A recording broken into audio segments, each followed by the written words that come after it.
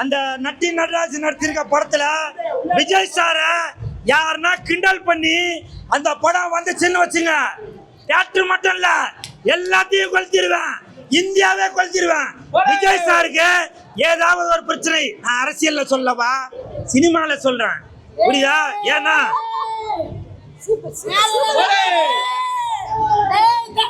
கிட்ட கிட்ட தளபதி அம்மா, நீ தளபதி அம்மா என்னங்க இப்படி கேட்டீங்க? எங்க விஜய் சார் வந்து தூத்துக்குடிக்கு போயிருக்காரு, அவரு திருநெல்வேலி தூத்துக்குடி 2 ஊருக்குமே போயிருக்காரு. ஆனால் மண்ணின் மைந்தன் இந்த லெஜண்ட் அவர்கள் வெளியூர்ல இருந்து போன விஜய் சாருக்கே அவ்வளவு கூட்டம்னா, மண்ணின் மைந்தனான லீடர் அவர்களுக்கு, லெஜண்ட் அவர்களுக்கு எவ்வளவு கூட்டம் வரும்னு யோசிச்சு பாருங்க. லெஜண்ட் அவர்கள் தூத்துக்குடிக்கு போயிருந்தாக்க, விஜய் சார் தூத்துக்குடியும் திருநெல்வேலியும் போனதுனால அந்த 2 ஊர் மக்கள் மட்டும்தான் வந்திருந்தாங்க. நம்ம மண்ணின் மைந்தன் லெஜண்ட் அவர்கள் தூத்துக்குடிக்கு போயிருந்தாக்க, தமிழ்நாட்டில் மட்டுமல்ல இந்தியாவில் இருந்து தமிழ், தெலுங்கு, மலையாளம், கன்னடம், ஒரிசா எல்லா நாட்டுக்காரும் வருவான். அந்த காலத்தில் புரட்சி தலைவர் எம்ஜிஆர் ஐயா அவர்கள் எப்படி இருந்தாரோ அதே மாதிரி 10 மடங்கு தட்டு, அதே மாதிரி 10 மடங்கு லெஜண்ட் அவர்கள் இப்ப வாழ்ந்து கொண்டிருக்கிறார். எனக்கு தெரிஞ்சு புரட்சி தலைவர் என்றால் அது எம்ஜிஆர் ஐயா அவர்கள், புரட்சி நாயகன் என்றால் அது லெஜண்ட் அவர்கள். நீங்க இந்த கேள்வி கேட்டதால நான் ஓப்பனா சொல்றேன் சார், இப்பவும் சொல்றேன், நடிகர் பின்னாடி போறீங்கல்ல போங்க, ஆனால் ஒரு ஒழுக்கம் வேணும். இன்னைக்கு லெஜண்ட் அவர்கள் ஒரு நடிகர் தான். லெஜண்ட் அவர்கள் கார்ல வரும்போது இந்த தங்கச்சி போய் கார் வாசல்ல போய் விழுமா? இந்த அம்மா கார் மேல ஏறுவாங்களா? சொல்லுங்க, நீங்க சொல்லுங்க. பின்னாடி போல நல்ல மனிதர் பின்னாடி போயிட்டு பாத்தீங்களா? இதுதாங்க நல்ல ஒழுக்கம் என்பது, புரியுதா? நடிகர்கள் பின்னாடி போங்க, நான் வேணாம்னு சொல்லல, ஒரு ஒழுக்கம் வேணும், புரியுதுங்களா? ஒழுக்கம் இல்லாம நீங்க கார் மேல, இந்த தங்கச்சி இப்ப கார் மேல ஏறுவாங்களா? யோசிச்சு பாருங்க. அததான் ரஜினி சார் சொல்லியிருக்காரு, ஒழுக்கம் வேணும் அப்படின்றத.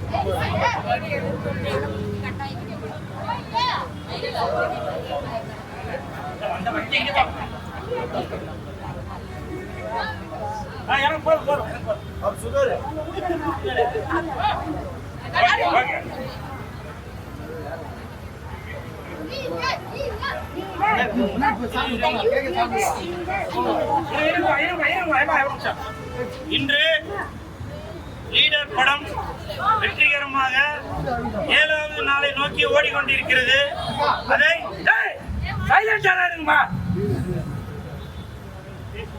அந்த லீடர் படம் 7வது நாள் வெற்றி நடை போட்டுக் கொண்டிருக்கிறது. அதை பெருமைப்படுத்தும் விதமாக இன்று காசி தியேட்டரில் மகளிர் அணி எல்லாரும் வந்து படம் பார்த்துட்டு இருக்காங்க. ஏன்னா இந்த படம் மகளிரை பெருமைப்படுத்தும் விதமாக தான் இந்த படம் இருக்கு. ஏன்னா சூப்பர் பாருங்க, இப்ப கூட பாருங்க, ஆம்பளைங்க தவிர லேடிஸ் மட்டும் தான் குரல் கொடுத்துருக்காங்க. அப்ப காரணம் என்ன? இந்த படம் லேடிஸுக்கு ரொம்ப பிடிச்சிருக்குன்னு அர்த்தம்.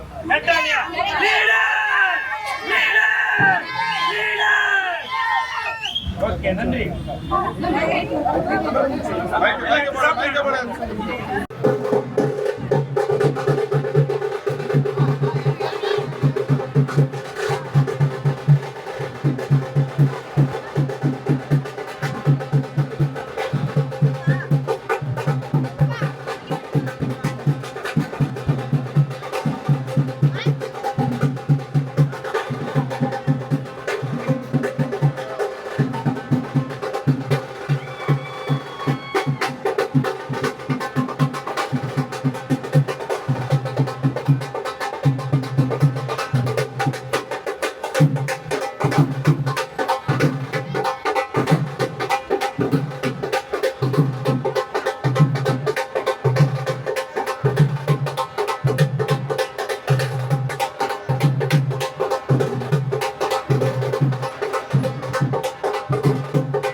அனைவருக்கும் வணக்கம்.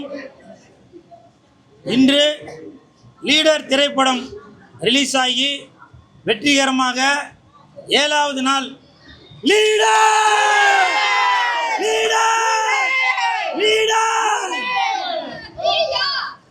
இந்த வெற்றிகரமாக 7வது நாளை நோக்கி போய்கொண்டிருக்கும் இந்த லீடர் படம் தமிழ்நாடு முழுவதும் மிகப்பெரிய வெற்றி அடைந்திருக்கு. இன்று காசி திரையரங்கில் மகளிர் எல்லாரும் படம் பார்க்குறாங்க அப்படின்னு நான் கேள்விப்பட்டேன். சரி, அது உண்மைதானா அப்படின்னு பார்க்கலான்னு இங்கே தேட்டருக்கு வந்தேன். வந்தாக்க லெஜண்ட் மாநில மகளிர் அணி தலைவி கலைவாணி அவர்களும் மகளிர் அணி செயலாளர் முத்துலட்சுமி அவர்களும், பேர் என்னம்மா உங்களுக்கு பேர் வச்சிட்டாங்களா? இன்று முதல் நான் உங்களுக்கு பேர் வைக்கிறேன், லெஜண்ட் அமுதா. இப்படி மகளிர் எல்லாருமே சேர்ந்து, மீனாட்சி, இப்படி எல்லாருமே சேர்ந்து இந்த படம் பார்க்கறதுக்காக வந்திருக்கதை நான் கேள்விப்பட்டேன். வந்து பார்த்தாக்க 95% அவங்களே இன்று வியாழக்கிழமை இதெல்லாம் வேலைக்கு போகிறவங்களாம் லீவ் போட்டு இல்லத்தரசிகள்லாம் வீட்டு வேலைகள்லாம் முடிச்சுட்டு நல்லா ஜாலியாக சந்தோஷமாக மகளிர் எல்லாருமே சேர்ந்து இந்த லீடர் படம் எனக்கு தெரிஞ்சு 3வது தடவை 4வது தடவை பார்க்குறீங்கன்னு நினைக்கிறேன்.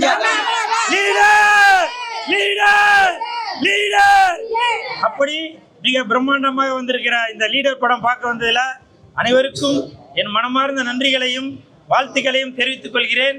இந்த படம் லீடர் அவர்கள் நடித்துள்ள, லெஜண்ட் அவர்கள் நடித்துள்ள இந்த படம் இன்று தமிழகம் மட்டுமல்ல, ஆந்திரா, கேரளா, கர்நாடகா, இப்படி அனைத்து லாங்குவேஜிலுமே மிகப்பெரிய வெற்றி அடைஞ்சிருக்கு. அதற்கு முக்கியமான காரணம் இயக்குனர் துரை செந்தில்குமார் அவர்கள் தான். ஏன்னா இயக்குனர் துரை செந்தில்குமார் அவர்கள் லெஜண்ட் அவர்களை முதல் படத்தில் வேற மாதிரி இருந்தார். இப்போ இந்த 2வது படத்தில் வேற ஒரு கோணமாக காட்டியிருக்காரு. அவருக்கு என் மனமார்ந்த வாழ்த்துக்கள். மொத்தத்தில் படம் சூப்பர் ஹிட், பிளாக் பஸ்டர் ஆயிட்டு. Leader black Bastar, leader black Bastar, leader black Bastar, leader black Bastar.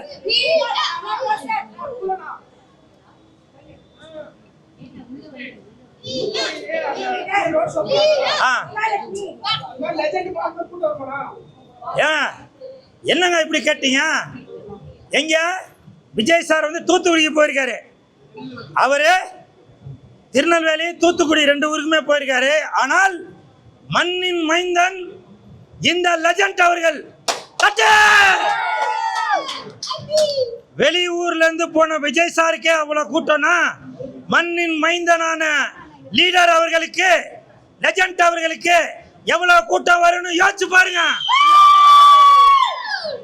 Legend அவர்கள் தூத்துக்குடிக்கு போயிருந்தாக்க விஜய் சார் தூத்துக்குடியும் திருநெல்வேலியும் போனதுனால அந்த 2 ஊர் மக்கள் மட்டும்தான் வந்திருந்தாங்க. நம்ம மண்ணின் மைந்தன் லெஜண்ட் அவர்கள் தூத்துக்குடிக்கு போயிருந்தாக்க தமிழ்நாட்டில் மட்டுமல்ல, இந்தியாவில் இருந்து தமிழ், தெலுங்கு, மலையாளம், கன்னடம், ஒரிசா எல்லா நாட்டுக்காரும் வருவாங்க. அதற்கு காரணம் லெஜண்ட் அவர்கள். அவர் ஒரு தொழிலதிபரையும் தாண்டி, நடிகரையும் தாண்டி ஒரு மனிதாபிமானம் உள்ளவர்.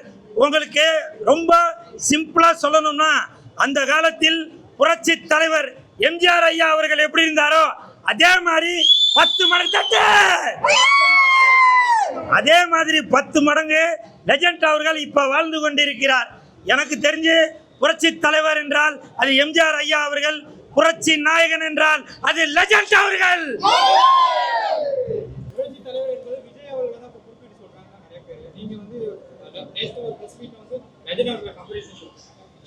சார், எல்லாருக்குமே ஒரு ஆசை இருக்கும் சார். ஆனால் அவர்களுடைய நற்பணிகளை பார்த்து தான் உங்களுக்கு தெரியும். விஜய் சார் இப்ப அரசியலுக்கு வந்திருக்காரு. அதனால நீங்க வந்து புரட்சி தலைவர் ஒருவேளை இவரா இருப்பாரோ அப்படின்னு சொல்றீங்க. ஆனால் எனக்கு தெரிந்து லெஜண்ட் அவர்கள், அவருடைய முன்னோர்கள், அவர் தாய் தந்தையில் இருந்து அவர் மக்களுக்கு பல நற்பணிகளை செய்து வருகிறார். இதை நான் சொல்லல, வரலாறு சொல்லுது. இந்த அம்மாக்கு தெரிஞ்சிருக்கு. அப்படி இருக்கும்போது அந்த புரட்சி நாயகன் என்ற பட்டம் கண்டிப்பாக லெஜண்ட் அவர்களுக்கு மட்டும்தான் போய் சேரும். ஏனென்றால் எனக்கு ஒண்ணுன்னா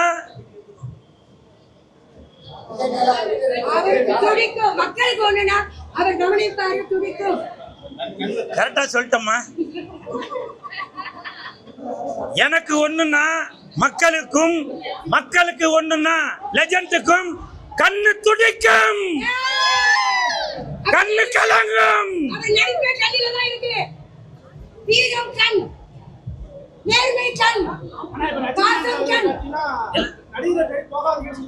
என்னப்பா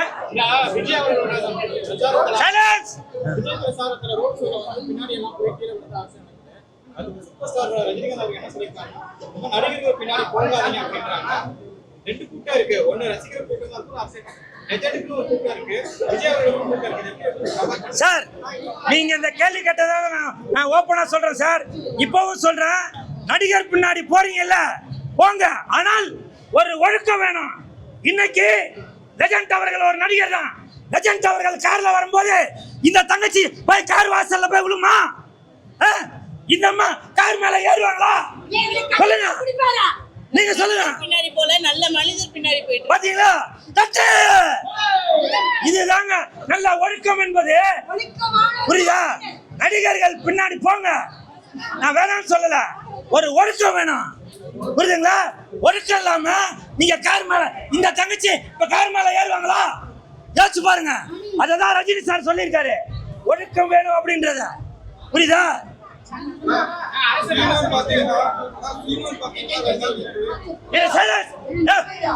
இருவா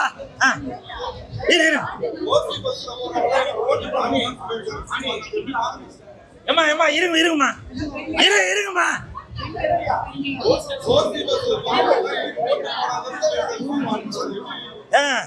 சீமான் அண்ணன் அவர்கள் ஓசி பஸ்ல போறவங்க ஓட்டு போடாதீங்க எனக்கு அப்படின்னு சொல்லியிருக்கதா அவங்க கேட்கிறாங்க. இப்ப நான் சொல்றேங்க, அண்ணா சீமான் அண்ணா என்ன மன்னிச்சிருங்க, ஓசி பஸ்ல போவாதாங்க எனக்கு ஓட்டு போட வேணாம் அப்படின்னு நீங்க சொன்னீங்கன்னாக்கா ஒரு ஓட்டு கூட விழாதுண்ணே.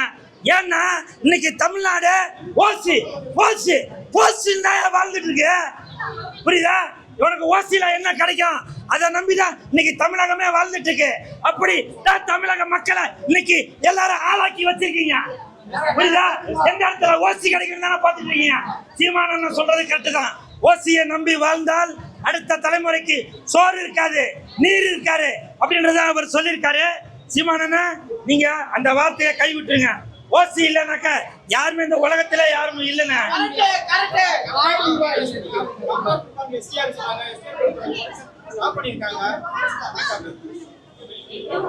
அதாவது எஸ்டிஆர் அவர்கள் நடித்துக் கொண்டிருக்கும் அரசன் படத்திற்கு இப்ப தற்சமயம் பல சிக்கல்கள் வந்துட்டு இருக்கு. காய்ச்ச மரத்துல தான் கல்லடி படும் சொல்லுவாங்க. அதற்கு உதாரணம் எஸ்டிஆர் அவர்கள். எனக்கு தெரிஞ்சு ஐஸ்வரி கணேஷ் சார் அவர்களும் நம்ம டிஆர் சார் அவர்களும் இணைந்து பேசி அதற்கு ஒரு காம்ப்ரமைஸான ஒரு முடிவு எடுத்தீங்கன்னா இந்த பிரச்சனைக்கு ஒரு தீர்வு காணும். இல்லைன்னா சோசியல் மீடியால யாருன்னா ஏதோ ஒரு கருத்து சொல்லிக்கிட்டே தான் இருப்பாங்க. இதுக்கு முற்றுப்புள்ளி வைக்க வேண்டும் என்றால் அவங்க ஒரு தீர்மானம் எடுத்து அதற்கு ஒரு பேச்சுவார்த்தை நடத்த வேண்டும்.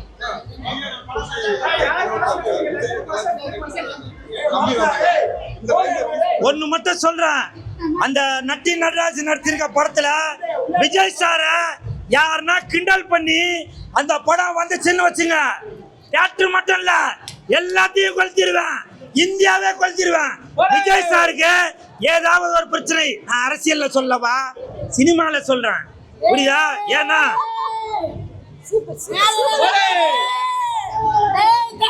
கிட்ட கிட்ட தளபதி அம்மா, நீ தளபதி அம்மா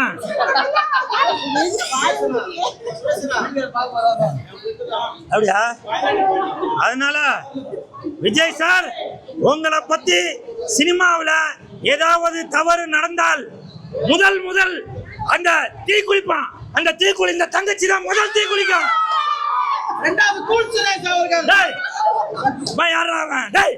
எனக்குலாம் என்ன குடும்பம் இல்லையாடா? நீ வேற ஏமா உங்களுக்கு குடும்பம் இருக்கு தெரியுதுமா? ஏமா இவங்க தீ குளிக்கிறீங்களா இல்லையா?